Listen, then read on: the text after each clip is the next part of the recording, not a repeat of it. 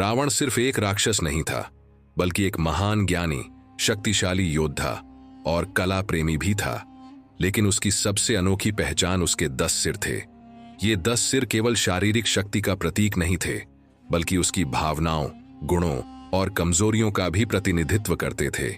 आज हम रावण के 10 सिर के असली रहस्य को समझेंगे और यह जानेंगे कि कैसे ये सिर उसकी ताकत के साथ साथ उसकी हार का कारण भी बने। पौराणिक कथाओं के अनुसार रावण ने भगवान शिव की घोर तपस्या की थी, जिसके फलस्वरूप उसे 10 सिर का वरदान मिला। हर सिर किसी विशेष गुण या भावना का प्रतीक था। पहला सिर उसकी अद्वितीय बुद्धिमत्ता का प्रतीक था। रावण वेदों और शास्त्रों का जाता था और उसकी विद्वता उसे महान बनाती थी। दूसरा सिर उसकी अपार शक्ति का प्रतीक था।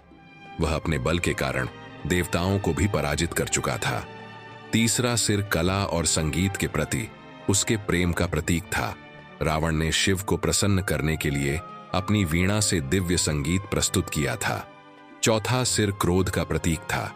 यही क्रोध उसे शक्तिशाली बनाता था, लेकिन कई बार यह उसकी विवेकशीलता को भी खत्म कर देता था। पांचवा सिर उसके अहंकार का प्रतीक था। यह अहंकार ही था जिसने उसे सीता का हरण करने के लिए प्रेरित किया और अंततः उसकी विनाश की कहानी लिखी। छठा सिर उसकी अडिग इच्छा शक्ति का प्रतीक था। वह जो ठान लेता था उसे पूरा करने की हर संभव कोशिश करता था। सातवां सिर उसकी राजनीति और प्रशासन की गहरी समझ का प्रतीक था। लंका जैसे अद्भुत राज्य का निर्माण उसकी नीति कुशलता का परिणाम था। आठवां सिर आध्यात्मिकता का प्रतीक था। रावण भगवान शिव का परम भक्त था और उसने अनेक धार्मिक ग्रंथों की रचना की। नौवां सिर उसके शौर्य का प्रतीक था।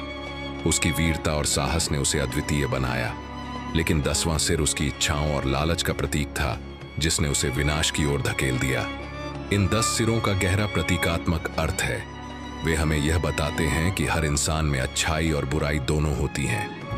रावण के ये 10 सिर हमारी भावनाओं और मनोवृत्तियों का प्रतिनिधित्व करते हैं। जब हम अपनी भावनाओं को संतुलित रखते हैं तो वे हमें सफलता की ओर ले जाती हैं।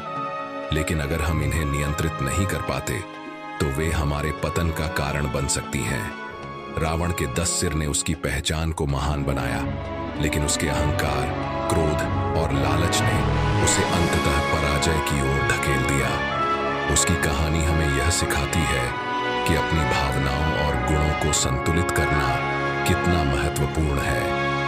रावण की यह सीख आज के समय में भी उतनी ही प्रासंगिक है।